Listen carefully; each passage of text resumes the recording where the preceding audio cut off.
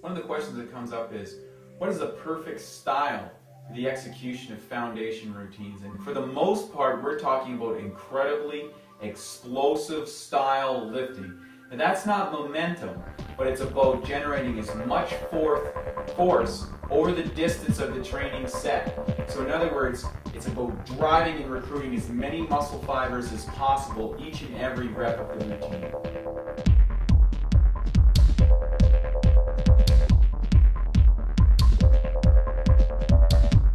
Okay, the next exercise in the sequence is the barbell curls. When I'm doing these, I like to have a shorter bar. I find the longer bars are a little bit harder to handle. So we've gone to the 5-foot bar. So it's a little smoother to handle. Okay, walking out at the bottom.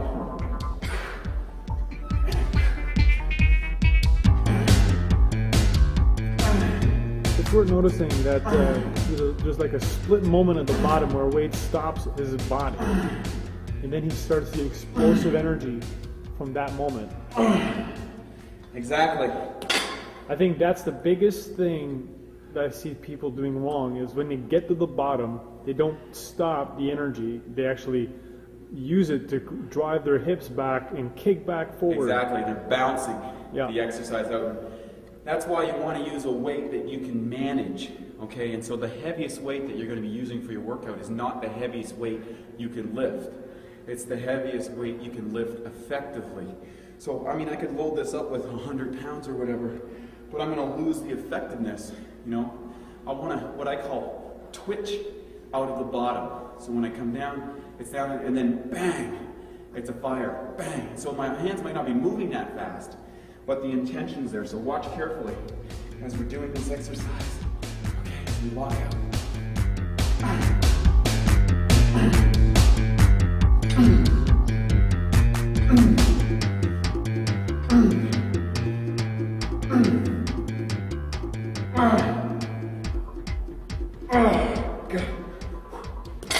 And finishing at the top.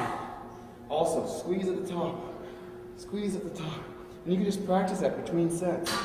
You know, one of the ways I like to stay mentally focused in a set is in between sets. You know, I'm just practicing flexing the muscle.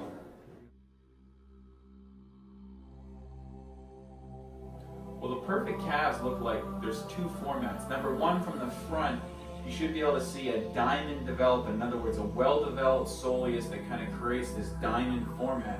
And then from the back, you want to see a real big ball kind of exploding out from under the knee and all the way down with a clear separation in the gastrocs with some striations and some vascularity. And there is always the kind of calves that command attention. Just practice flexing, feeling it, getting control. You know, flex the triceps, move it out. Just get used to pumping blood through that. It also helps you recover and get you more muscle control. So, and you know, look at them. You know, get down, get inside, get your body in this zone. So, this is my training zone. Anything happening outside of this doesn't exist. It's not even exist. I'm in my zone. It's the book. It's my drink. It's my breathing. It's my thing. Create that space in the gym, and people will respect it. You know, if I'm out, you know, wandering around like this, what's going on? I'm not in my workout, right? So don't be, you know, save the social time for after.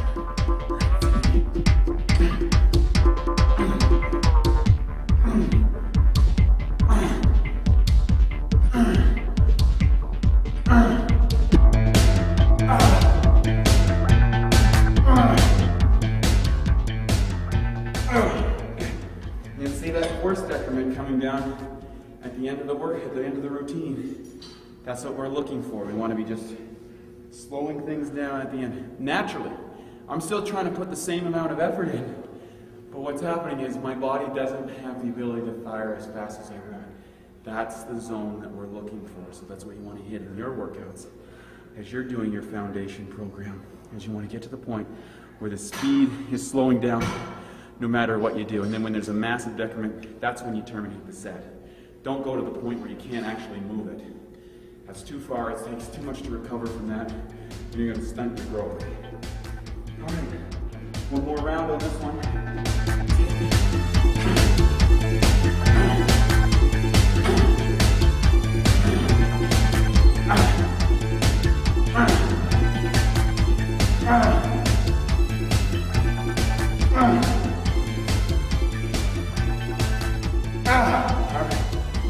Perfect. Okay, we're going to finish up the biceps routine. Let's go over to the next set. We'll see you over there.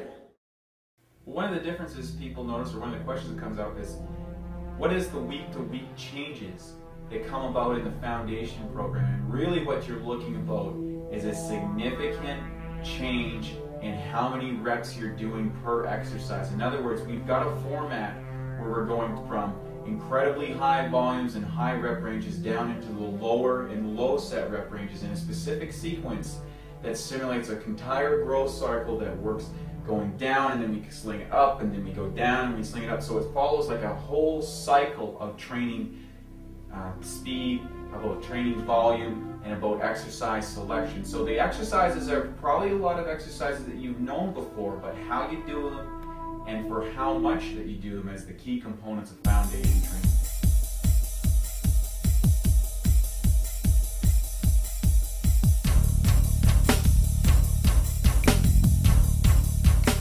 All right, we're over to finish off now with the machine movement here. So we're going to set up, get your elbows always, one of the things that you want to look at for anytime you're doing an exercise is whatever joint, whether X, it doesn't matter, is you want the pivoting joint lined up with the axis of rotation on any machine. So that's how you can determine what machine to use and where to set the angle. People don't know. So I want my elbows lined up with that point. So when I grab this bar, that's where my elbows is, that's where I'm going to get the maximum benefit. Starting in that position. One thing I'll throw in here is that doing machines at the end of these workouts really brings the growth to the next level.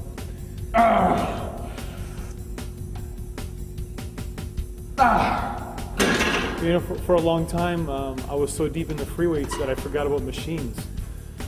Yeah, a lot of guys do that, you know. And really, you're shortchanging yourself. Yeah, it's about knowing when to put the machine in. Like, so we're adding it in a sequence where the ancillary muscles are trashed. You know, I can barely stand up for my workout. So now I'm going into this zone where I'm letting the machine let me push my biceps a little bit further. Let me go to the next level, right? You see, because I don't have to stabilize so much here on this machine. It's just pure biceps actions. Yeah, I think you're really recruiting some deep fibers at this point. It might have been dormant.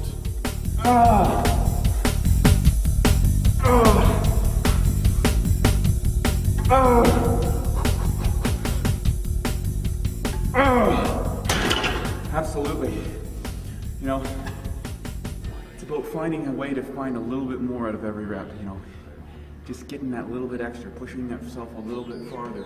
And as you build up the intensity from workout to workout, you'll start seeing your body growing. You know, the game here is in the inches. The game is in the details. The game is getting more of yourself every single workout. So that's what you want to be looking for. Find ways to make the exercise harder. Find a way to make yourself more disciplined. To find yourself to get right down to the nitty-gritty aspect so that nothing is going unchanged. The mental focus, the intensity you bring to your workout should be as much as the physical intensity. Okay, so you want to mentally be inside your workouts, you know?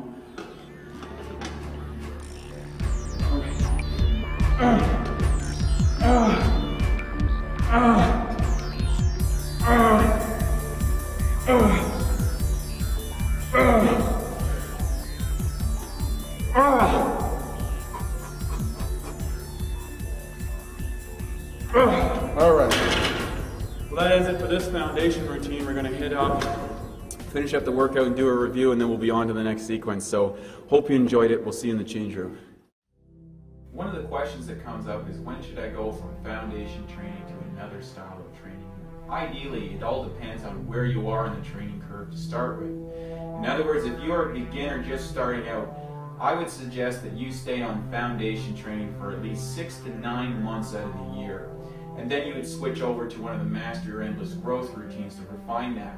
And as each year goes by, you would actually change the training cycle to start more of a balance. So maybe after the first year, you would go 9 months, 3 months on one of the other routines, then you would do 6 months and 6 months, and then 3 months and 9 months. And then after about the 3-year mark, you should be pretty much finished with the foundation routines and can just stay on the mastery and the endless growth routines. All right, so it's the end of the routine. Same deal as before. Pop some mass times. You know, I'm gonna go in and have one of the Mega Ball at 1000s right after this.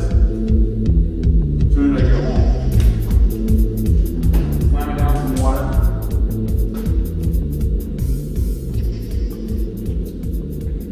Once again, I'm going back to my journal. Okay, notes. You know, felt the deadlifts really well. Okay, and so I'll put a note. One of the other things I'll do in my workouts is, so for example, in this one I put a little arrow. That means that I can go up with the weight. In this one here, I'm going to put a line like that that tells me next week that was a good weight for me. Maybe this one, I would put an arrow going down that says that was a little bit too heavy, I was outside my movement, and then I might put a star, okay? And down here I'll write star, okay, weight too heavy, you know, form was off, okay? So now, just with those two little indicators, because I remembered I'm going to review this next week before I do my work, and I go, oh yeah, I was using 150 pounds for this exercise, but it was a little bit too much. All right, so now we're going to go and do some nutrition stuff. Hope you're having fun. It's been great hanging with you. Look forward to seeing you on the site, and don't let anyone steal your dreams.